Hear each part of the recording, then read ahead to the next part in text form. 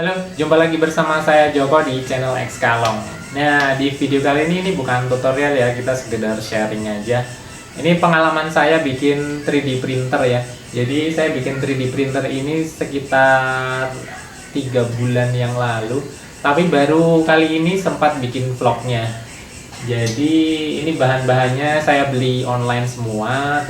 Untuk framenya sendiri saya pakai besi hollow ini ya.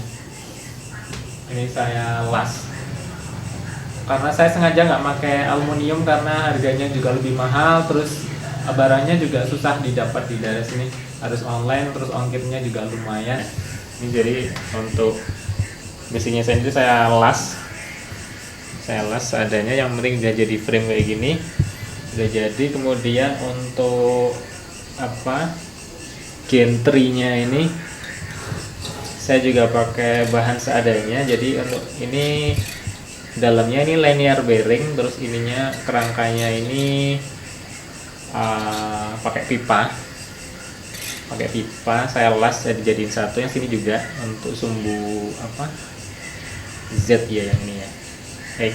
Untuk Y nya juga sama, di bagian bawah ini tadi ininya juga pakai pipa, dalamnya kasih linear bearing, terus saya baut supaya untuk ngencenginnya. Kemudian untuk pemrosesan ininya, mainboardnya saya pakai RAM 1.4, pakai Arduino 2560.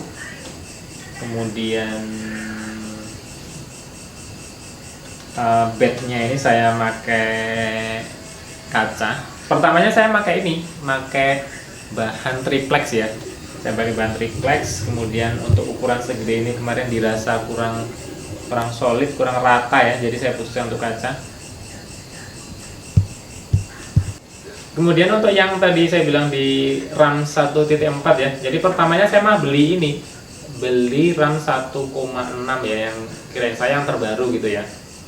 Cuman untuk dokumentasinya di online saya nyari-nyari agak kesusahan untuk RAM yang 1,4. Terus kemarin terjadi masalah di ini waktu saya masang sensor bed leveling yang di bawah sini ya. Sensor bed leveling itu kan harus dihubungkan ke servo itu ya, yang pin servo. Sementara untuk yang 1,6 itu dokumentasinya agak terbatas di online. Terus kemarin sempat nemu di forum di YouTube juga, nemu pinnya untuk yang koneksi auto bed levelingnya itu. Cuman waktu saya nyobain malah terjadi short, jadi konslet kemarin ya. Jadi malah yang jadi korban kemarin Arduino nya. Jadi saya Arduino nya sampai keluar asapnya gitu ya. Jadi akhirnya saya beli lagi yang RAM 1,4 plus Arduino baru. Jadi udah ada korban satu Arduino sama, kalau RAM-nya malah kayaknya nggak rusak, yang rusak malah yang kena di regulator Arduino-nya. Jadi saya putuskan untuk pakai RAM 1,4 aja karena dokumentasinya lebih komplit. Jadi saat terjadi masalah banyak teman-teman yang udah pakai RAM 1,4 ya. Terus ini udah sempat buat ngeprint juga. Jadi sebelum saya balik lagi ya, waktu saya pakai bednya pakai ini triplex ya. Untuk ukuran segede ini, jadi panjangnya sekitar 50 kali 50 untuk bednya sendiri. Waktu pertama kali kan saya pakai triplex ya. Pikir saya waktu itu kan triplex itu permukaannya nggak terlalu rata, jadi untuk ngeprint ukuran besar terjadi masalah di ketinggian bednya yang nggak sama gitu. Terus akhirnya saya putuskan untuk ganti kaca. Waktu itu saya nggak tahu kalau ternyata butuh suatu teknologi namanya auto bed leveling untuk menyamakan kedudukan bednya ini terhadap si head ininya head hot end-nya ini ya. Baru setelah itu saya baru tahu ternyata untuk bed sebesar ini tuh mesti pakai auto bed leveling. Nah, pada saat itu saya baru beli sensor auto bed leveling 3D. Saya pakai yang versi KW-nya ya, 3D Touch namanya. Ini harganya kemarin kalau nggak salah sekitar 250.000 kalau nggak salah.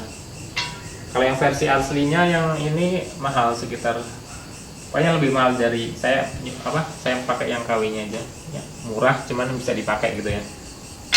Saya udah beli udah auto leveling, jadi untuk ukuran bed segede ini udah bisa rata semuanya.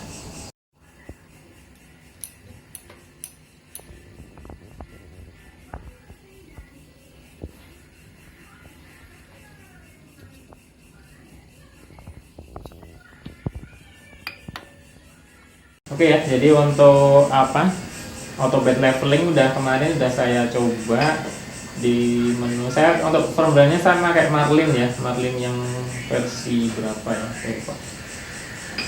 Motion auto level bed ini ya.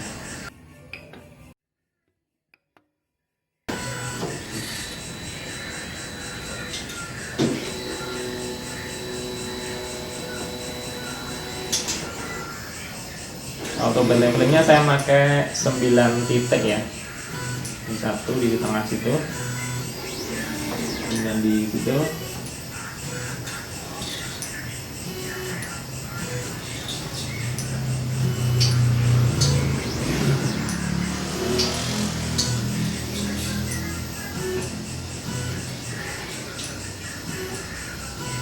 Ini sengaja untuk area bednya saya makainya cuma 1/4 aja ya, karena kemarin untuk ngeprintnya saya cuma ngeprint kecil-kecil, jadi untuk settingan bednya sengaja saya pakai yang area 1/4 ini aja, jadi yang sebelah sini nggak kepake. Ini ada rencana untuk kedepannya saya malah untuk mau mengecilkan printer ini ya, ukurannya jadi 1/4 bednya ini aja, karena saya nggak pernah ngeprint yang besar-besar juga, karena untuk ngeprint besar saya malah ini butuh bahan yang terlalu banyak, sebentar jadi biaya produksinya terlalu mahal ya. Jadi untuk printernya, untuk setelah trial error akhirnya saya putuskan kalau ukuran printer segede ini untuk keperluan saya ini terlalu besar. Jadi untuk kedepannya saya rencanakan untuk memperkecil ukuran printernya. Mungkin akan untuk kedepannya saya akan potong semuanya jadi 1/4 jadi ini. Ini contoh barang-barang yang udah saya cetak dari 3D printer ini ya. Salah satunya ini juga tripod mini, terus ada bidak catur kayak gini, terus ada ini untuk bikin 3D printer juga. Jadi 3D printer mencetak 3D printer, jadi mencetak dirinya sendiri gitu ya. Ini komponennya begini juga. Jadi buat teman-teman yang penasaran terus pengen bikin 3D printer, nggak ada salahnya nyoba-nyoba. Kalau kita beli jadi kan, kita misalkan terjadi kerusakan atau masalah, kita nggak tahu cara kerja printernya itu. Kalau misalnya kita ngerakit, kita bangun sendiri, kita akan tahu masalah yang terjadi, terus kita udah bisa tahu cara kerjanya lah. Jadi untuk benerinnya tuh bisa sambil jalan gitu. Ini untuk part-partnya saya ini ya beli online semua, karena ini sempat trial and error, jadi waktu untuk biaya pembuatannya agak mahal, karena jadi di biaya pembelajarannya ya. Kalau misalkan biaya bersihnya sendiri mungkin sekitar 3 jutaan mungkin ya untuk partnya sendiri. Itu di luar trial errornya ya. Trial error itu bikin mahal karena ilmu itu mahal.